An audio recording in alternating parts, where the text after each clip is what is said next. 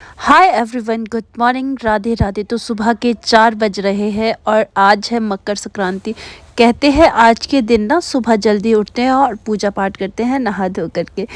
इससे पहले कि सुबह हो जाए अंधेरे अंधेरे में ही पूजा हो जानी चाहिए। तो हम लोग मम्मी और मैं सुबह सुबह उठ के लग गए हैं पहाड़ी पकवान की तैयारियां करने। आज बनने वाले हैं पोल्डू, हलवा, पूरी और साथ ही साथ चूड़े।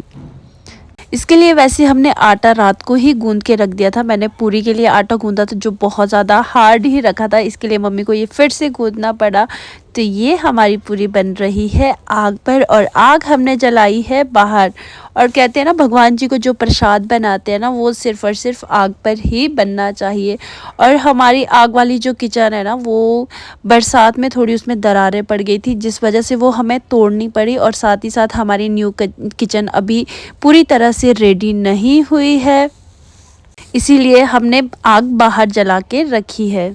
सुबह जल्दी उठने के चक्कर में ना आज रात भर नींद ही नहीं आई। और साथ ही साथ यहाँ पर मम्मी बना रहे हैं हलवा सूजी का। शादी से पहले ना जब भी ये फंक्शन होता था, जैसे माघ का साजा होता है या फिर बैसाख का हो, तो मैं अर्ली इन द मॉर्निंग उठ के सुबह सुबह ही पूजा पाठ किया करती थी और अंधेरे अंधेरे में ही गोबर निकाल करके खेतों में जाती थी और खेतों में जाके धरती माता की पूजा करती थी।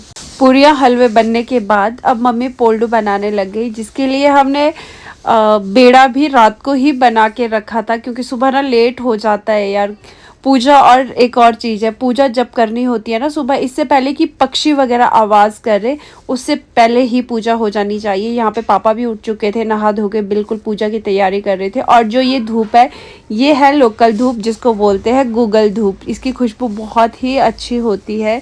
और साथ ही साथ अब बन रहे हैं ओगले के चूहे। हमारा कान्हा भी उठ चुका और सीधे उठ के मम्मी को ही ढूंढता है। ये तो मम्मी के पास आ गया और वहीं पर खड़ा रह गया।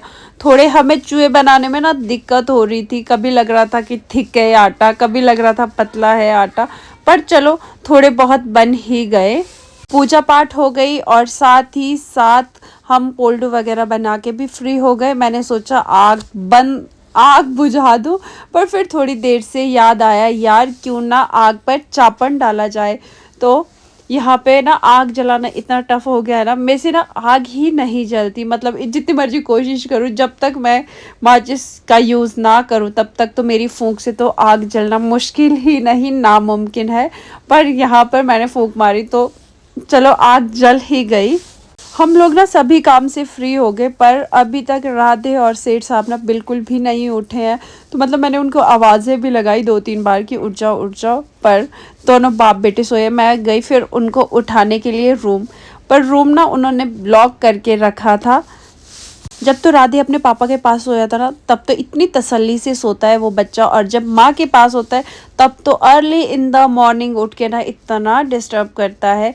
और फिर राधे जी भी उठ चुके थे और उठ के सबसे पहले इसने हाथ मारा पोल्डू में और लग गया पोल्डू खाने। और यहाँ पर इसने 2-3 पोल्डू जुट्ठे कर करके फिर वापस रख दिए थे। और अब हमने जाना है वापस रामपुर के लिए, क्योंकि मेरी है ड्यूटी और सेठ साहब को भी ऑफिस जाना है। और राधे, कान्हा, मम्मी और प्रियंका सब अपनी ड्यूटी में लगे।